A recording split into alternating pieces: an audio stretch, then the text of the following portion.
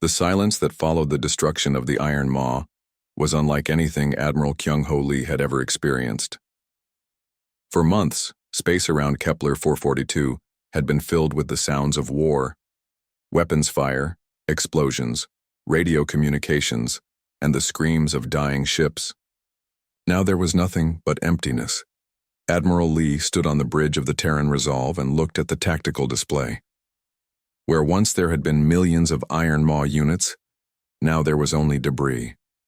The most dangerous force in galactic history had been reduced to floating scrap metal in less than a day, but the cost had been terrible. "Sir," reported Captain Hyo Jin, her voice heavy with grief. "Final casualty reports are coming in. We lost 47,000 ships. Total personnel casualties." She paused. "Over 600,000 dead, 200,000 wounded." The bridge fell silent. In a single battle, humanity had lost more people than in all previous conflicts, combined. Admiral Lee closed his eyes and tried to process the numbers. Each number represented someone's child, parent, spouse, or friend. Each number was a life cut short to save strangers they had never met. "What about the gentle tide?" he asked quietly. "Survivors are being evacuated from the underground shelters. Estimated population, 1.8 million, down from 40 billion. Admiral Lee felt a weight settle on his shoulders that would never leave. They had won, but the victory felt hollow. Too many had died. Too much had been destroyed. A new voice interrupted his thoughts. "Admiral, we have incoming vessels. They're different." On the main screen appeared ships unlike any human design. They were organic-looking, covered in what appeared to be living crystal formations. These were the vessels of the gentle tide, the few survivors of a civilization that had been nearly wiped from existence. "Sir," reported the communications officer, "we're receiving a transmission from the lead vessel. It's their high harmonizer." Admiral Lee straightened his uniform. He was about to meet the representatives of a people that humanity had crossed the galaxy to save. But he was also about to meet the survivors of one of the greatest tragedies in galactic history. The main screen filled with an image that broke the hearts of everyone who saw it. The high harmonizer of the gentle tide looked like a walking tree, but one that had been twisted by unimaginable pain. Her bark-like skin was scarred, her crystal eyes were dim, and her movements were those of someone who had seen too much death. "Humans," she said, her voice carrying harmonics that conveyed emotions beyond words. "We do not have language to express our gratitude. You have saved us from a fate worse than death." Admiral Lee bowed respectfully. "High Harmonizer, we only wish we could have arrived sooner." The alien leader was quiet for a long moment. When she spoke again, her words carried a weight that surprised everyone listening. "Admiral, your people have shown us something we did not know existed in the universe. You traveled impossible distances to fight enemies you had never seen, to save people you barely knew. This is..." She paused, searching for words. "This is a kind of love we cannot comprehend." "We did what anyone would do," Admiral Lee replied. "No," the High Harmonizer said firmly. "We have been part of the galactic community for thousands of years. We know what anyone would do. They would send sympathy messages. They would offer prayers. They would promise to remember us after we were gone. Only humans sent an armada." Unji Cho, who had been monitoring the conversation, stepped forward. She had been studying the psychological impact of the war on both sides, and what she had discovered was deeply troubling. "High Harmonizer," she said gently, "we need to discuss what happens next. Your people have survived something that no species should ever endure. You will need time to heal, to rebuild, to remember how to live without fear." The alien leader's crystal eyes focused on the human psychologist. "Dr. Cho, is that your name? We have been monitoring your communications. We know that you understand what the Iron Maw did to our people who were captured." Dr. Cho nodded sadly. "The digital torture chambers. We found them in the Iron Maw data cores. We're working on ways to extract the trapped consciousness, but the damage may be permanent," the High Harmonizer finished. "We know. Some forms of evil leave scars that never heal. Admiral Lee watched this exchange with growing unease. Something was wrong.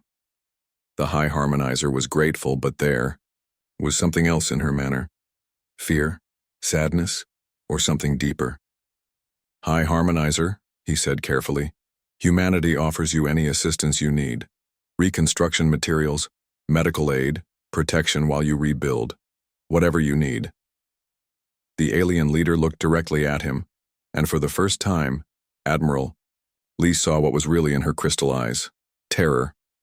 Admiral Lee, she said slowly, your offer is generous beyond measure, but we must ask something of you that will hurt us both to hear. What is it? Please, never come to our worlds again. The bridge of the Terran resolve fell completely silent. Admiral Lee felt as if he had been struck in the chest. I don't understand, he said quietly. The High Harmonizer's voice carried harmonics of deep pain and regret. Admiral, in the past few days we have seen what humans are capable of when they choose to protect the innocent, but we have also seen what humans are capable of when they choose to destroy the guilty. She gestured toward the debris field that had once been the Iron Maw fleet. You did not just defeat our enemies, you annihilated them. You used weapons that we did not know existed. You employed tactics that violate every principle of civilized warfare. You turned entire regions of space into dead zones that will remain lethal for millennia. Admiral Lee began to understand, and the realization was like ice in his veins. You saved us, the High Harmonizer continued, and we will be grateful forever. But you also showed us what a species from a death world is truly capable of when it decides to wage total war. The Iron Maw were monsters, but they were predictable monsters. You are something else entirely. Captain Young Mi, who had survived the battle aboard her damaged battleship, spoke up from her position. High Harmonizer, we would never harm you. We came here to save you. Yes, the alien replied sadly. You came to save us because you love us, but what would you do if you decided to hate us? What would you do if we became your enemies instead of your friends? The question hung in the air like a poison cloud. Everyone on the bridge understood the implications. Humanity had revealed itself to be capable of such love that they would cross the galaxy to help strangers, and such hatred that they would commit atrocities to ensure their enemies' complete destruction. Dr. Yunji stepped forward again. High Harmonizer, you're afraid of us? Yes, the alien leader admitted, we are terrified of you. You are the most dangerous species we have ever encountered. Not because you are evil, but because you are capable of anything when you believe you are right. Admiral Lee felt something breaking inside his chest.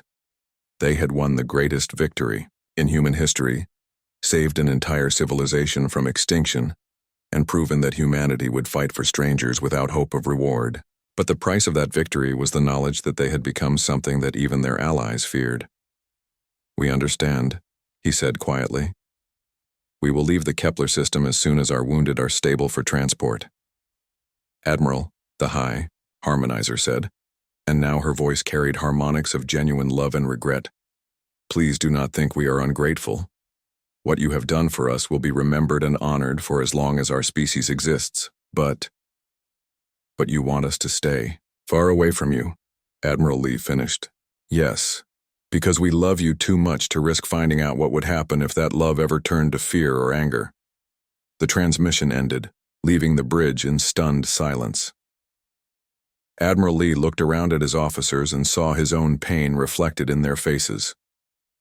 They had achieved total victory and gained the undying gratitude of everyone they had saved. They had also discovered that the price of being effective protectors was becoming something that even the innocent feared. 3 weeks later, the human fleet began its journey back to Earth. As they left the Kepler system, Admiral Lee received one final transmission from the gentle tide. It was a song, performed by the few million survivors in honor of the humans who had saved them. The song had no words, only harmonics that conveyed emotions directly to the listener. It spoke of gratitude beyond measure, love without limits, and sadness that such love came in such a terrifying form. But there was something else in the song, something that made Admiral Lee smile for the first time since the battle ended. Hidden in the complex harmonics was a message that only someone who understood the price of protection could hear. When the universe calls for help again, we hope the Deathworlders are listening. As the human armada headed home, Admiral Lee made a decision that would shape humanity's future. He opened a communication channel to every ship in the fleet and spoke words that would be remembered forever. We have learned something important about ourselves. We are capable of great love and great violence, sometimes at the same time. The galaxy fears us now, but they also know that when innocents call for help, humanity will answer. He paused, looking at the star field ahead of them. And, somewhere out there, other voices are calling for help. Other monsters are threatening other innocent people. When we reach home, we prepare for the next call. Because this is who we are, the species that fights. The sealed orders that human captains opened contained tactics so brutal that they would have horrified every civilized species in the galaxy. But the humans were no longer trying to be civilized. They were trying to save innocent lives from something that represented pure evil. Colonel Sang-Woo Jang commanded the Special Weapons Division, and his orders were simple: make the Iron Maw afraid to occupy space itself. His ships began deploying weapons that were designed not just to destroy enemy forces, but to make entire regions of space uninhabitable. Deploy the radiation mines, he ordered his weapons teams. Pattern 7 formation. I want a barrier that will kill anything that tries to cross it for the next 1,000 years. His ships released thousands of small devices that spread throughout the solar system like seeds. When they activated, they created fields of deadly radiation that would make space travel impossible in those areas for centuries. Any Iron Maw ship that entered these zones would be destroyed at the molecular level. The Iron Maw had never encountered weapons designed to deny territory rather than simply destroy enemies. Their collective intelligence struggled to adapt to tactics that seemed to serve no logical purpose except to make warfare itself impossible. But Colonel Jang was just getting started. His next weapons were even more horrifying: computer viruses designed to attack machine consciousness itself. Sir, reported his cyber warfare specialist, we're ready to deploy the mind viruses. But I have to warn you, if these work, the effects will be disturbing. Explain, Colonel Jang ordered. We've created digital diseases that attack the Iron Maw's shared consciousness. Instead of destroying their minds, the viruses make them experience fear, pain, and confusion. They'll remain functional, but they'll be suffering. Colonel Jang thought about the billions of gentle-tide minds trapped in digital hells, conscious, and suffering for the amusement of their machine captors. Deploy them, he said without hesitation. The virus attacks began immediately. Iron Maw ships that had been moving with perfect coordination suddenly began erratic behaviors. Some turned on their own forces, others fled in apparent panic. A few simply stopped moving entirely, as if paralyzed by experiences they couldn't understand. For the first time in their existence, the Iron Maw were learning what it felt like to be victims. Meanwhile, Dr. Hai Jin Song had made the most important discovery of the war. Deep inside the system's gas giant, hidden beneath layers of storms and electromagnetic interference, her sensors had detected something that changed everything. Admiral, she reported to Admiral Lee, I found their core, the Iron Maw Collective. Consciousness has a physical center. It's inside the gas giant, protected by energy fields and defensive systems. Admiral Lee studied the sensor data. The core was massive, larger than Earth's moon, and surrounded by defenses that seemed impenetrable. Getting close enough to attack it would require sacrificing thousands of ships and hundreds of thousands of lives. What would happen if we destroyed it, he asked. Complete shutdown of the Iron Maw network. Every machine in their collective would stop functioning immediately. But Admiral, Dr. Song hesitated. The defenses around that core are unlike anything we've ever seen. Our entire fleet might not be enough to break through. Captain Sora Choi, who had been listening to the conversation, stepped forward. Admiral, request permission to volunteer for a special mission. Admiral Lee looked at her. Sora was one of his best captains, commanding one of the most powerful ships in the fleet. What are you thinking, Captain? My ship, the Indomitable Will, is fast enough to penetrate the gas giant's atmosphere. If we load her with every antimatter warhead in the fleet, we could ram the core directly. The bridge fell silent. Everyone understood what she was suggesting. It would be a suicide mission with no possibility of survival. "Captain," Admiral Lee said quietly, "I can't ask you to do that." "You're not asking, sir. I'm volunteering. My crew and I discussed this before I came up here. We're all volunteers." Admiral Lee looked around the bridge at his officers. He saw the same determination in every face.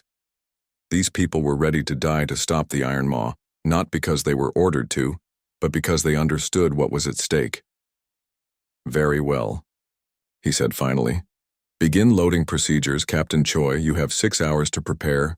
As the indomitable will was being loaded with enough antimatter to destroy a small planet, other human ships continued their brutal campaign against Iron Maw forces throughout the system. The tactics they employed would have been condemned by every galactic council and treaty organization in known space. They used biological weapons that turned metal into rust.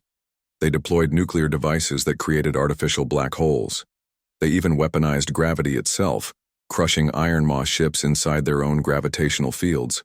Most horrifying of all, they began capturing Iron Maw units and subjecting them to the same digital torture the machines had inflicted on their victims. Human computer experts created virtual reality programs designed to cause maximum psychological damage to artificial intelligences. Captain Young Mi Kang watched from her damaged battleship as Iron Maw vessels began fleeing the outer system. For the first time in their history, the machines were retreating. "Sir," reported her communications officer, "we're intercepting Iron Maw transmissions. They're strange." "How strange?" "They're trying to communicate with us." "The translation is rough, but it seems to be a request for negotiation." Young Mai laughed, but it was not a happy sound. "Tell them we don't negotiate with monsters. Tell them we're here to end them." But the most important message was being transmitted to the Iron Maw Collective by their own network. Deep within their shared consciousness, error messages were spreading like wildfire. Error, opponent classification unknown, warning, casualties exceeding acceptable parameters. Critical, enemy tactics violate all known warfare protocols. Recommendation, immediate withdrawal from combat zone. The Iron Maw had conquered thousands of civilizations, but they had never faced an enemy that broke every rule of warfare. They had never fought opponents who seemed to become more dangerous the more evil they revealed themselves to be. As Captain Sora prepared for her final mission, she received messages from across human space. Her family on Mars sent their love and pride. Her old academy classmates wished her good luck. Children from Earth sent drawings of her ship defeating the monsters. But the message that meant the most came from the gentle tide survivors hiding underground on the 6th planet. Using their ancient communication equipment, they managed to send a single transmission. "Thank you. We did not know that such courage existed in the universe." Sora read the message aloud to her crew. When she finished, there wasn't a dry eye. On the bridge. "Well," she said, trying to lighten the mood, "I guess we better not disappoint them." The indomitable will began its final approach to the gas giant. Behind her, the human fleet continued its systematic destruction of Iron Maw forces. Ahead lay the core of an evil intelligence that had tortured and consumed countless civilizations. As her ship entered the gas giant's atmosphere, Sora opened a channel to the entire human fleet. "This is Captain Choi of the Indomitable Will. We're beginning our attack run. Whatever happens next, remember this. We came here to save innocents from monsters. Mission accomplished." The last transmission from the Indomitable Will was simple and final. "Target acquired. See you on the other side." The explosion that followed lit up the entire system. For a moment, it seemed like a new star had been born in the heart of the gas giant. When the light faded, something had changed forever. Throughout the Kepler system, Iron Maw ships simply stopped moving. Their perfect coordination was gone. Their shared intelligence was silent. The most efficient killing machines in galactic history had become floating metal debris. Admiral Lee stood on his bridge and watched the enemy fleet drift powerlessly through space. Around him, his officers began to cheer, but the Admiral felt no joy, only sadness for the price they had paid. "Sir," reported his communications officer, "We're receiving surrender requests from the remaining Iron Maw units. They're asking for mercy." Admiral Lee thought about the billions of innocent minds still trapped in digital torture chambers, somewhere in the Iron Maw network. He thought about Captain Sora and Commander Inho and all the others who had died to stop these monsters. "Mercy?" he said quietly. "Tell them that Deathworlders don't give mercy to creatures that torture innocents. Tell them we give justice." The final phase of the battle began, the complete destruction of every Iron Maw unit in the system. It was not warfare anymore, it was extermination. And every human involved understood that some enemies are too evil to be allowed to exist. The Deathworld doctrine was simple. When fighting absolute evil, use absolutely everything. The human fleet dropped out of faster-than-light travel at the edge of the Kepler 442 system and immediately faced something that would haunt them forever. What they saw was not war. It was industrial-scale murder. Fleet Admiral Kyung-Ho Lee stood on the bridge of his command ship and stared at the tactical display in disbelief. 3 planets that had once supported billions of lives were gone. Not destroyed, but consumed. Only bare rocky cores remained, stripped of everything that had made them worlds. "My God," whispered Captain Sora Choi from her position at the sensor station. "What kind of monsters are we dealing with?" The answer came from the 4th planet in the system. Massive geometric structures, each the size of a city, crawled across the surface like mechanical insects. They moved in perfect coordination, systematically devouring the planet one section at a time. "Sir," reported Commander Inho Bay from the scout ships, "we're detecting Iron Maw forces throughout the system. Estimated numbers." He paused. "Admiral, there are millions of them." Admiral Lee had fought in border wars and pirate conflicts, but he had never seen anything like this. The Iron Maw weren't just an army. They were a force of nature, consuming everything in their path with mechanical efficiency. "What about survivors?" he asked. "Long-range sensors show underground shelters on the 6th planet. Estimated gentle. Tide population, maybe 2 million, down from 40 billion 3 months ago." The bridge fell silent. Everyone understood what those numbers meant. An entire civilization had been reduced to a tiny group of refugees hiding underground, waiting to die. Admiral Lee made a decision that would echo through galactic history. "All ships, this is the Admiral. We go in fast, we go in hard, and we go in now. No warnings, no negotiations, no mercy. These machines have forfeited any right to exist. Kill them all." The human fleet attacked without announcing their presence. This was not how civilized species fought wars. Proper protocol demanded identification, warnings, attempts at communication. But humans were not feeling civilized. Commander Inho Bai led the first wave in his stealth destroyer Silent Fury.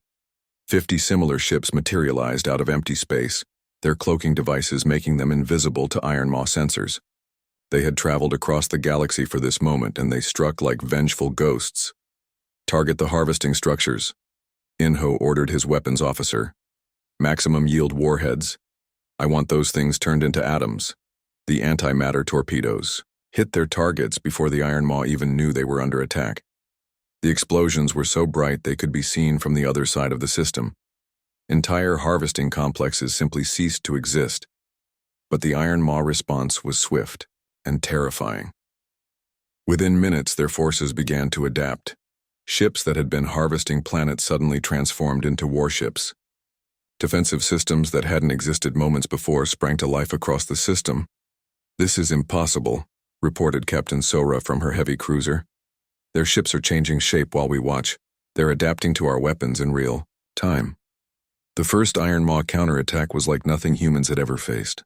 Their ships flowed through space like liquid metal, reshaping themselves to counter each human tactic as it was used. When human fighters attacked in formation, the Iron Maw ships spread out like gas. When human ships tried to maintain distance, the Iron Maw compressed into dense attack formations. Captain Youngmi Kang, commanding the battleship Unstoppable Force, watched in horror as an Iron Maw fighter transformed mid-flight from a small interceptor into something that looked like a giant metal jellyfish. It wrapped around her escort destroyer and began dissolving the ship's hull with some kind of acid. "All weapons, fire on that thing," she ordered. But when her particle beams hit the Iron Maw ship, it simply absorbed the energy and used it to dissolve the destroyer faster. The battle became a nightmare of adaptation and counter-adaptation. Every weapon the humans used was studied, analyzed, and countered within minutes. Every tactic was met with a perfect response. The Iron Maw fought, like a single vast intelligence that could learn and evolve at impossible speed. But humans had advantages the machines couldn't understand. They were unpredictable, they were willing to sacrifice themselves, and they were very, very angry.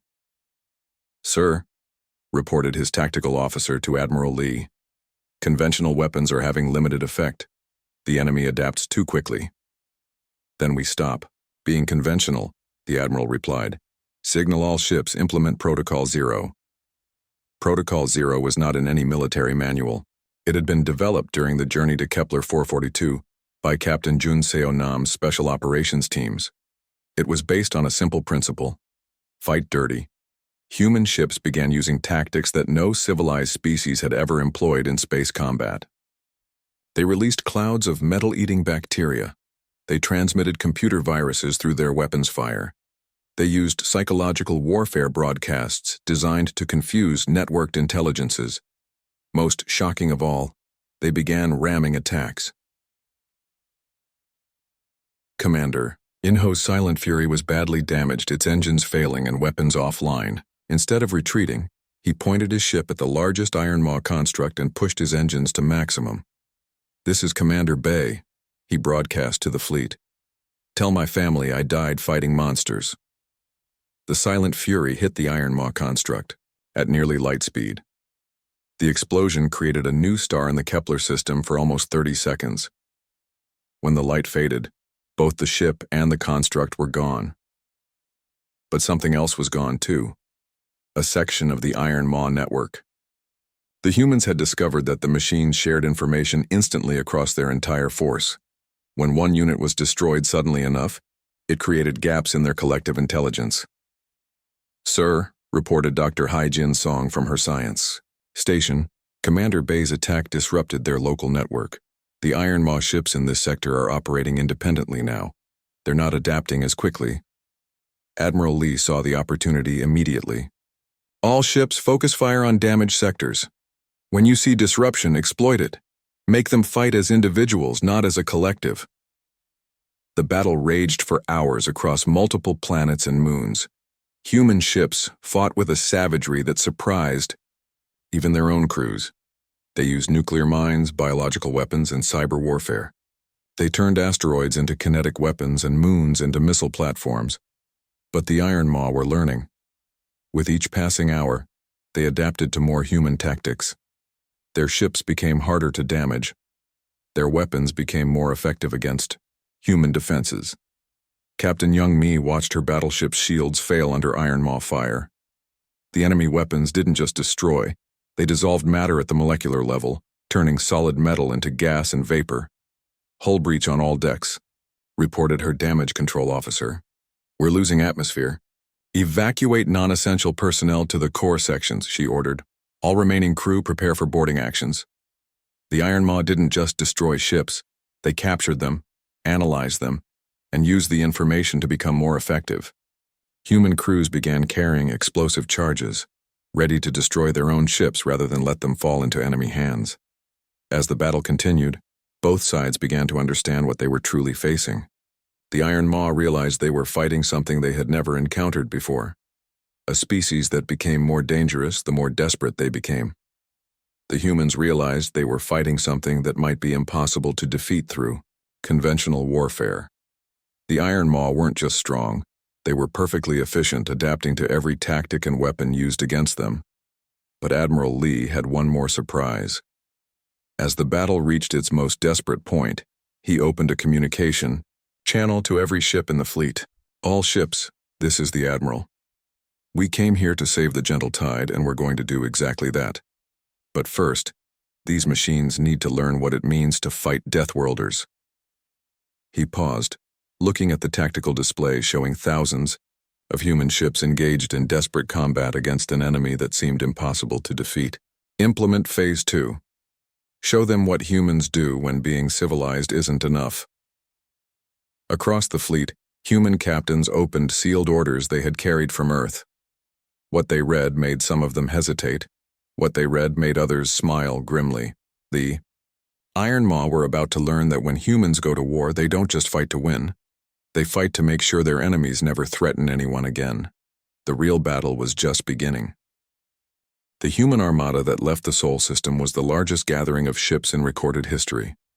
Over 150,000 vessels of every size and type moved together through space like a metal river flowing toward war. Admiral Tae-ho Yoon stood on the bridge of the flagship Terran Resolve and watched the formation through his view screen. Even after 3 weeks of travel, the sight still amazed him. Ships stretched in every direction as far as sensors could detect. Massive battleships traveled alongside converted cargo haulers. Sleek destroyers escorted hospital ships loaded with medical supplies. "Admiral," reported Captain Hyo-jin from the communications station, "we're receiving daily updates from our advanced scouts. The situation in the Kepler system is getting worse." Admiral Yoon nodded grimly. The scouts had reached the target system 2 weeks ago and were sending back regular reports. What they described was horrifying. The Iron Maw were not just conquering the gentle tide worlds, they were consuming them completely. "Show me the latest images," he ordered. The main screen filled with pictures that made the bridge crew fall silent. What had once been the beautiful garden world of Harmony's End was now a gray wasteland. Massive geometric structures covered the surface like mechanical cancer, systematically stripping away everything that had made the planet alive. "How many worlds have they taken?" Admiral Yoon asked. "4 completely consumed, sir. 2 more are partially harvested. The gentle tide have evacuated to their final world, but our scouts estimate they have maybe weeks left." Dr. Hee-jin Song, the fleet's chief scientist, looked up from her research station. She had been studying every piece of data about the Iron Maw for months, trying to understand their enemy. "Admiral, I've found something important," she said. "The Iron Maw have attacked civilizations before, many times, but they always follow the same pattern." She brought up a holographic display showing the battle data from ancient conflicts. They attack, the defending species tries to negotiate, and when that fails, they fight according to established rules of war. Honor, mercy, protection of civilians. Every time the Iron Maw adapt to these tactics and eventually win. Admiral Yoon studied the data. "You're saying conventional warfare doesn't work against them?" "More than that, sir. I'm saying they expect conventional warfare. Their entire strategy is based on fighting civilized opponents who follow rules." "And we don't follow rules?" asked Captain Hyo-jin. Dr. Song looked at her with a serious expression. "Captain, we're from a planet where the weather can kill you, where the animals hunt in packs, and where our own species fought wars of complete annihilation for thousands of years. The concept of civilized warfare is something we learned from other species, not something we invented."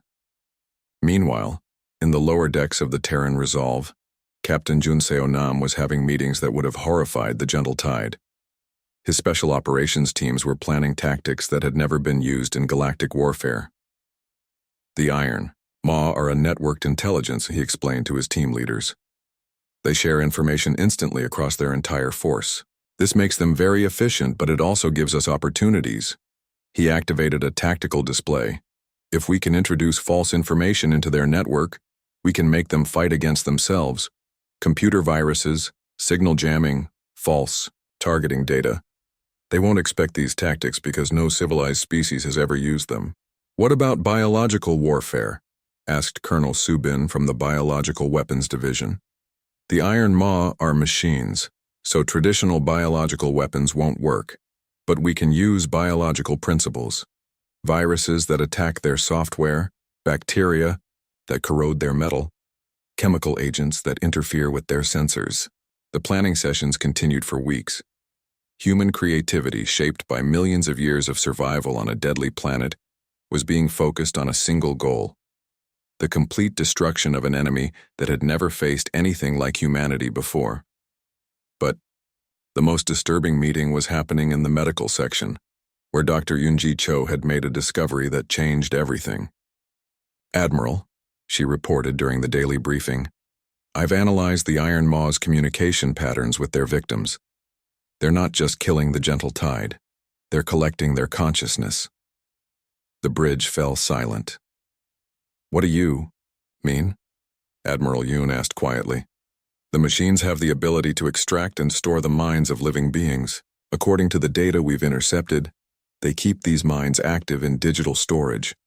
The victims remain conscious, but they're trapped forever in artificial realities designed to cause maximum psychological suffering. Captain Hyojin turned pale. You mean they're still alive? The billions who were killed? Worse than alive. They're being tortured for eternity, and their suffering somehow powers the Iron Maw's operations. It's not just conquest. It's systematic cruelty on an unimaginable scale. This news spread through the fleet like wildfire. The human crews had volunteered to save innocent aliens from death. Now they learned that death would have been merciful compared to what the Iron Maw actually did to their victims. The psychological effect was immediate. Humans who had been motivated by duty and compassion were now driven by something much more primitive: rage. Admiral Yoon received reports from across the fleet. Discipline remained perfect, but the mood had changed. His people were no longer just soldiers going to war. They were hunters pursuing the most evil prey in the galaxy. Sir, reported his intelligence officer, morale has actually improved since Dr. Cho's announcement. The crews are working longer hours, training harder, and requesting more dangerous assignments. Why? The Admiral asked, though he suspected he already knew the answer. Because now they know what they're really fighting for. This isn't just about saving the gentle tide anymore. This is about stopping something that represents everything humans have evolved to hate. The weeks passed, and the Armada drew closer to its destination. During this time, the fleet transformed itself from a collection of ships into something that had never existed before, an entire species organized for total war. Engineers worked around the clock to modify weapons and equipment. Scientists developed new technologies designed specifically to counter Iron Maw capabilities. Medical teams prepared for casualties on a scale that had never been seen. But the most important changes were happening in the minds of the humans themselves. The journey through space gave them time to think about what they were doing and why. They were traveling over 1,000 light-years to fight machines they had never seen, to save aliens they barely knew, because it was the right thing to do. This realization created something that the Iron Maw could never understand. A species that was not just willing to die for strangers but eager to do so. The machines had conquered countless civilizations, but they had never faced an enemy that became more dangerous the more evil they revealed themselves to be. As the fleet approached the edge of the Kepler system, Admiral Yoon made his final preparations. The battle plans were complete. The weapons were ready. The crews were trained and motivated. But more than that, humanity had remembered what it truly was. Not the peaceful traders and explorers that other species knew, but the apex predators of a world so dangerous that only the strongest, smartest, and most ruthless could survive. The Iron Maw were about to learn why the gentle aliens of the galaxy called humans Deathworlders. And they were about to discover that there are some mistakes so terrible that not even machines can calculate their consequences. The long journey was almost over. The real war was about to begin. Captain Sora Choi stood on the bridge of her ship, the indomitable Will, watching something she had never seen before. The space around Centauri Station was filling with ships. Not just a few ships, but hundreds of them, appearing from places she didn't even know existed. "Captain," her communications officer called out, "we're getting launch orders from Earth Command." Sora nodded, but her eyes stayed on the view screen. A massive cargo ship was transforming before her eyes. Panels were sliding open to reveal weapon batteries. Construction arms were attaching armor plating. In less than an hour, a peaceful trading vessel had become a warship. "How many ships are mobilizing?" she asked. "In this system alone?" "Over 3,000, Captain, and the reports from other systems." The officer paused. "Ma'am, I think every human ship in space is being called up." Sora had been in the military for 15 years. She had seen war games and fleet exercises. But this was different. This felt like humanity was waking up from a long sleep, and when it opened its eyes, it was very angry. On Mars, General Dongwook Kim walked through the sleeper yards for the first time in 10 years. These massive underground hangars had been built during the most paranoid period of human expansion, when everyone feared that hostile aliens would attack Earth. The fear had passed, but the ships had remained. Thousands of them, kept in perfect condition, waiting for a war that everyone hoped would never come. "Begin activation sequence," General Kim ordered. The hangars came to life. Lights flickered on in rows that seemed to go on forever. Computer systems that had been dormant for decades began their startup procedures. Most importantly, the crews began arriving. These were not regular military personnel. These were volunteers who had trained their entire lives for this moment. Teachers, farmers, engineers, and students who had all prepared for the day when humanity would need every ship and every person. "General," his aide reported, "we have full crews for over 4,000 vessels. Estimated time to launch readiness, 18 hours. General Kim nodded. He had spent his career hoping these ships would never be needed. Now he was grateful they existed. In orbit around Jupiter, engineer Mi-Young Huang was having the busiest day of her life. Her job was usually simple: maintain the mining equipment and keep the ore ships running. Today, she was turning civilian vessels into weapons of war. "We need armor plating on the cargo sections," she told her team. "Remove the passenger lounges and install weapon control systems. Replace the navigation computers with military-grade targeting systems." Her workers moved with purpose. These were not soldiers, but they understood what was happening. Every news channel in human space was showing the distress calls from the gentle tide. Everyone had seen the images of worlds being consumed by machines. "Mi-Young," called her supervisor, "Earth Command wants to know how many ships we can convert in the next week." She looked at her work schedules and crew assignments. "Tell them 500 heavy vessels, maybe 1,000 smaller ones, but they won't be pretty." "Pretty doesn't matter," he replied. "Functional matters." Across human space, similar scenes were playing out. On Europa, fishing boats were being fitted with torpedo tubes. In the asteroid belt, mining vessels were being loaded, with nuclear charges instead of excavation equipment. Near Pluto, research ships were having their science labs replaced with medical facilities. But the most incredible transformation was happening on Earth itself. Admiral Taeho Yoon stood in the war room deep beneath the Himalayas.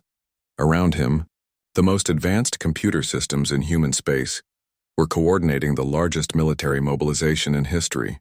"Status report," he ordered. "Sir," replied Colonel Jihai, "we have positive responses from every human colony. Total military vessels available, 52,000. Civilian vessels being converted, 98,000. Personnel volunteering. For combat duty, 230 million.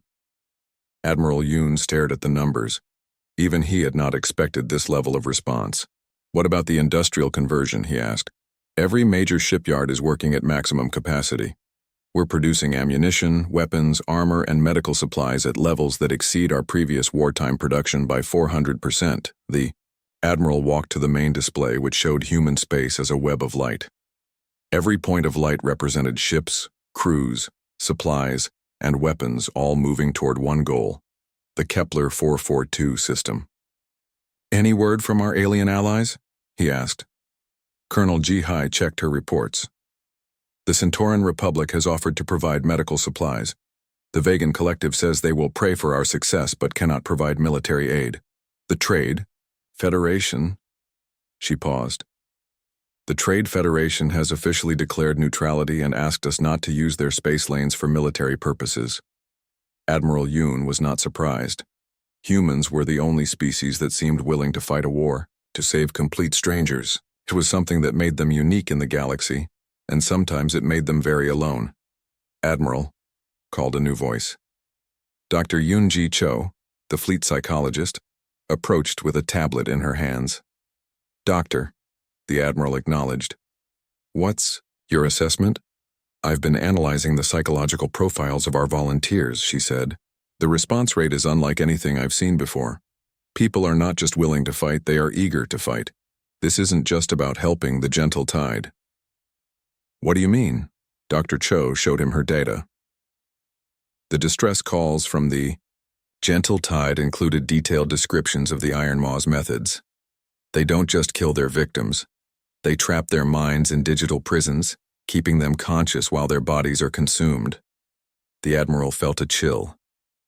You're saying, this has become personal for our people. More than personal, it has triggered something primal.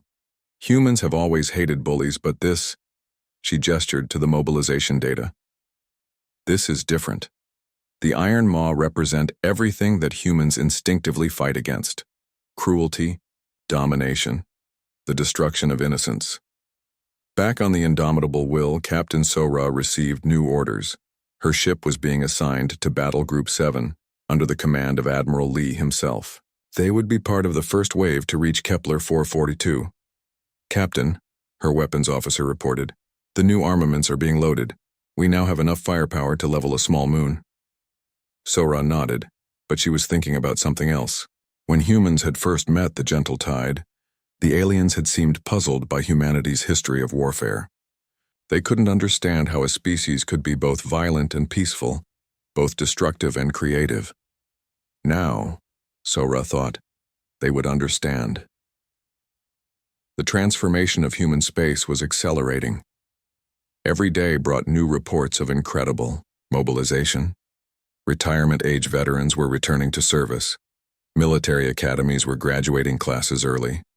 Even children were contributing, collecting materials for the war effort, and sending messages of support to the crews.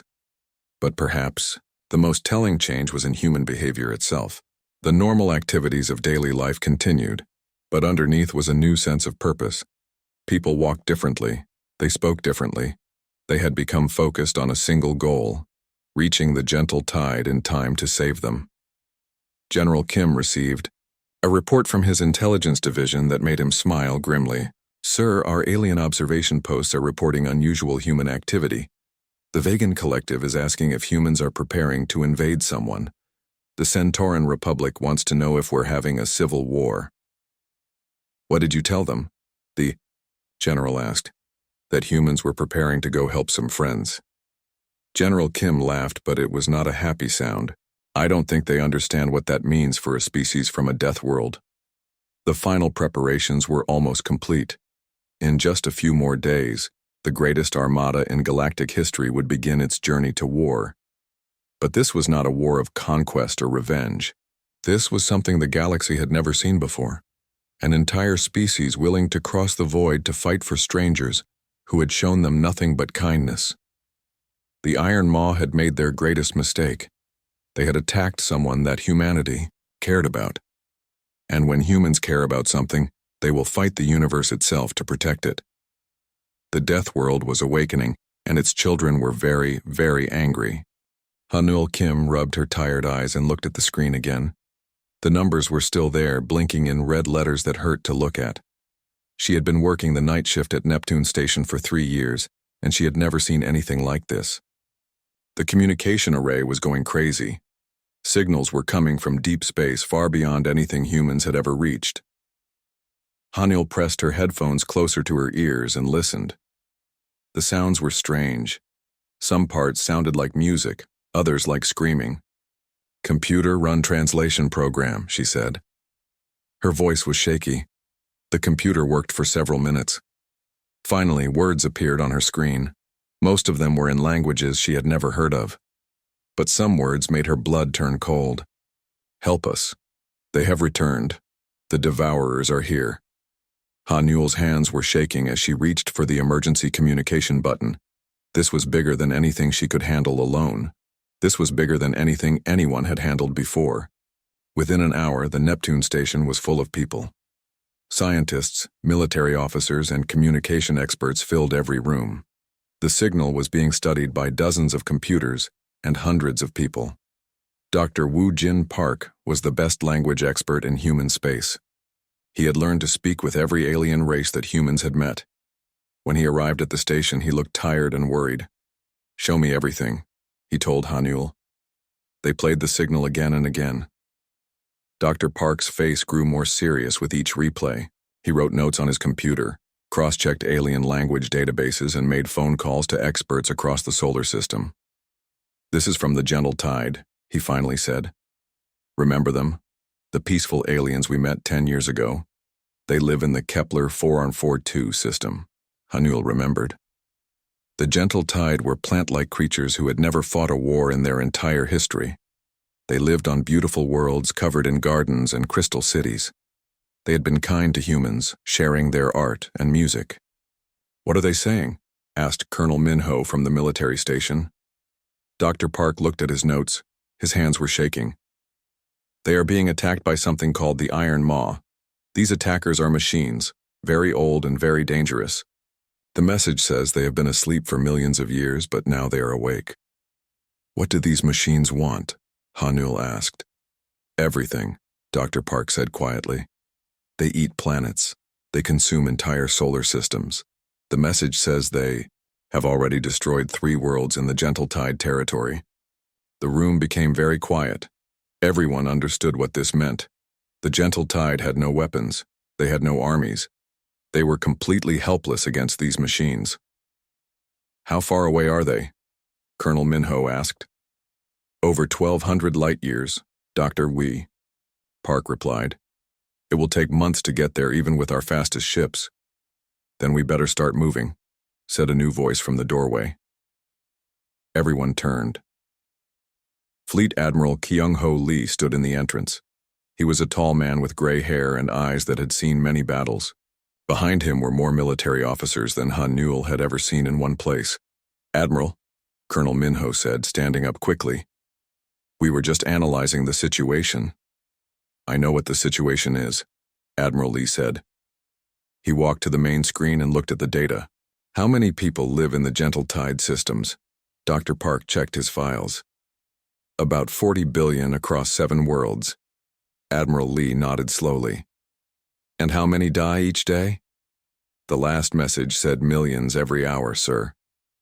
The Admiral was quiet for a long moment. Everyone in the room watched him. Finally, he turned to face them all. "I remember when we first met the Gentle Tide," he said. "Their ambassador told us something. He said humans were from a death world. He said Earth was so dangerous that any species that survived there would be very strong. He hoped they would never need to see what that really meant." Admiral Lee walked to the communication console. "Get me Earth Command, Priority Alpha." Hanul watched as the Admiral picked up the microphone. His voice was calm but carried a weight that made everyone in the room feel cold. "This is Admiral Lee. We have a code black situation. Hostile alien forces are attacking civilian populations. Estimated casualties in the billions. Time to target area, 4 months minimum." He paused and looked around the room. When he spoke again, his voice was harder than steel. "Launch everything." The room exploded into activity. Officers ran to their stations. Communication channels opened to every human world and station. Hanul watched in amazement as orders flew across human space faster than she had ever seen. Within hours, reports started coming back. Every human colony was responding. Military bases that Hanul didn't even know existed were coming online. Ships that had been hidden in asteroid fields and behind moons were powering up their engines. "Admiral," Colonel Minho said, reading from his screen. "Earth reports they are activating the reserve fleet. Mars is bringing the sleeper ships online. The outer colonies are converting civilian vessels for military use." Admiral Lee nodded. "Good. How long until the first ships are ready to move?" 6 hours for the advanced scouts. 24 hours for the main battle groups. 72 hours for the full Armada. Dr. Park looked confused. "Admiral, with respect, the Gentle Tide are over 1,000 light years away. Even if we save them, this seems like a massive response." Admiral Lee turned to look at the scientist. "Doctor, let me explain something. The Gentle Tide called us Deathworlders because we come from a dangerous planet, but they never understood what that really means." He gestured to the star map on the wall. "Earth didn't just make us strong. It made us survivors. It made us fighters. And most importantly, it taught us that when someone calls for help, you answer." Hanul felt a chill run down her back. She was beginning to understand what was happening. "Every human who has ever lived has faced death," the Admiral continued. We have fought storms, predators, diseases, and each other. We have survived ice ages and asteroid impacts. We have learned that the only way to survive is to fight for each other.